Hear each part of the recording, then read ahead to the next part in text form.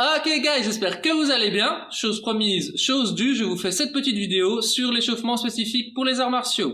Un échauffement sert à préparer le corps à l'entraînement. Les buts principaux sont la prévention des blessures et, si possible, l'amélioration des performances. Plusieurs mécanismes rentrent en jeu lors d'un échauffement. On peut entre autres parler, sans trop rentrer dans les détails, de l'accélération du rythme cardiaque, de l'augmentation de la fréquence respiratoire et de la consommation d'oxygène, de l'augmentation de la température locale au niveau des muscles travaillés et de la température centrale du corps, de l'apport accru de sang et donc d'oxygène et de nutriments aux muscles, de la lubrification des articulations par le liquide synovial, de l'épaississement des cartilages qui absorbent donc mieux les chocs, ainsi que de l'excitation nerveuse qui amène une meilleure coordination et un meilleur focus. Bon, maintenant ce qui est important à retenir pour la pratique, c'est qu'un échauffement doit être progressif dans son intensité, qu'il doit amener petit à petit une amplitude de mouvement que l'on retrouvera dans la suite de l'entraînement, qu'il doit être spécifique à l'entraînement et adapté au niveau de la personne qui le pratique. Au niveau du temps, 15 minutes semble optimal. Je vais maintenant vous présenter un échauffement spécifique pour le pied-point. J'en ferai un bientôt pour tout ce qui est lutte au sol. J'espère que vous aimerez. Ok, on va commencer par 5 minutes de shadow. On aurait pu commencer par un petit échauffement articulaire, mais je ne pense pas que ce soit nécessaire si on commence à une intensité suffisamment basse. On commence donc vraiment très lentement en travaillant technique avant de monter l'intensité petit à petit. À la fin des 5 minutes, on devrait être à une intensité modérée tout au plus. Quand on introduit les coups de pied, on commence par des coups de pied bas que l'on laisse traverser avant de monter au middle ou push kicks. On monte l'amplitude très doucement, sans jamais trop forcer et en laissant les coups de pied traverser. Pas de coups de pied visage dans les 2 premières minutes. Par contre, on peut rajouter les coups de coude et les coups de genoux assez rapidement dans le shadow. Petit rappel, en shadow, on imagine toujours un adversaire et une gestion des distances réaliste. On essaye de se déplacer de manière fluide et tout du long, on pense au mouvement de la hanche, à la rotation du corps, à revenir en garde rapidement, à visser le poing et monter l'épaule pour protéger la joue, tous ces petits détails techniques qui sont assez importants au final. Bon, je vais pas vous laisser me regarder pendant 5 minutes faire du shadow, mais comme vous le voyez, l'intensité à la fin est toujours plutôt basse. Après ça, on va passer à quelques mouvements d'activation et de mobilisation, et je vais vous donner quelques repères techniques. Je vais donner la version de base pour tous ces exercices. Il y a pléthore de régressions et progressions pour chacun d'entre eux, donc je vous laisse le soin d'adapter le niveau à vos besoins parce que sinon la vidéo durerait vraiment trop longtemps. Donc on commence sur 30 secondes de planche frontale. Ici, très important, garder un bon alignement du corps. On enchaîne directement avec une planche latérale pour 30 secondes. On essaye de lever le bassin un tout petit peu plus haut que l'alignement, sans exagérer. Tant qu'on est au sol, on passe sur un prone cobra. Ventre au sol, on relève les épaules vers le plafond. Ce faisant, on effectue une rotation avec les mains. Les pouces qui pointaient vers l'avant pointent vers le plafond à la fin du mouvement. On fait environ 10 répétitions. On peut ensuite se retourner et passer sur un glute bridge. Les fessiers ne touchent jamais le sol. On les contracte bien en haut du mouvement et on contrôle bien la descente. De nouveau, 10 répétitions.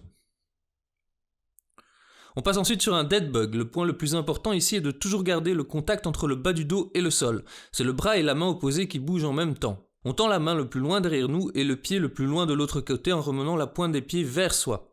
On s'arrête à l'amplitude où l'on sent le bas du dos décoller du sol. On fait 10 répétitions de chaque côté. En se relevant, on va passer à un 90-90. Les 2 genoux forment un angle de 90 degrés. On vient relever un genou et l'autre suit. On peut le faire avec l'aide des mains ou sans. Environ 10 répétitions de chaque côté. On passe sur un bird dog. En position quadrupédique, les poignets sous les épaules et les genoux sous le bassin. Le but est de garder le bassin et le dos le plus fixe possible. On tend le bras et la jambe opposée en ramenant la pointe des pieds vers soi. 10 répétitions de chaque côté. On va passer sur des squats avec une emphase sur l'amplitude. On garde le dos droit et les genoux dans l'alignement avec la pointe de pied ou légèrement vers l'extérieur. Toujours 10 répétitions. On enchaîne sur des fentes avant avec rotation. Au niveau de la rotation, on essaye de la faire avec le torse et pas juste les bras. 10 répétitions de chaque côté. On finit avec 10 répétitions de fente latérale to stabilization. On réalise une fente latérale mais on lève le genou en remontant. On prend une petite pause en haut. Et on va finir sur 5 minutes de corde à sauter à intensité modérée. La gestion de l'intensité à la corde à sauter peut être compliquée au début, mais on fait de son mieux. Le saut principal qu'on utilise est celui d'un pied à l'autre. C'est le plus spécifique et le plus intéressant pour le pied-point. En faisant ce saut, on peut rajouter des déplacements d'avant en arrière,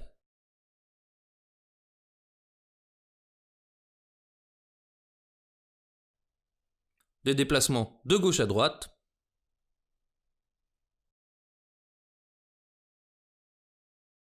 ainsi que des rotations sur son axe.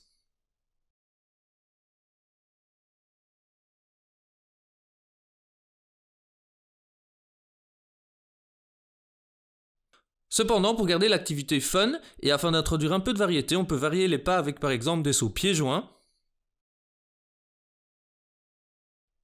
des sauts sur une jambe,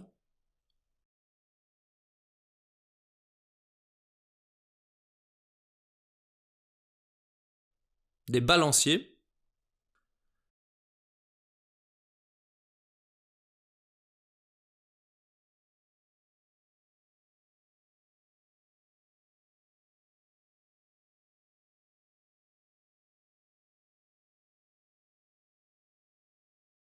des croisés, et tous les pas qu'on peut s'amuser à trouver.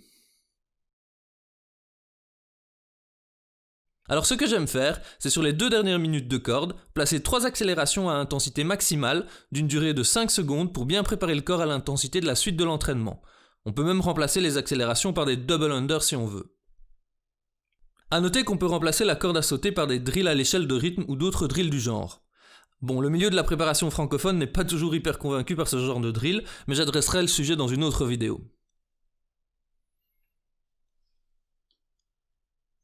Ok, cette vidéo est maintenant terminée, j'espère qu'elle vous a plu. N'hésitez pas à mettre un pouce bleu et à vous abonner. S'il y a un sujet que vous aimeriez que j'aborde, mettez-le moi dans les commentaires. Ma prochaine vidéo sera sur un entraînement au TRX ou Suspension Trainer un peu plus difficile que le précédent et visant la puissance et l'explosivité. Stay tuned!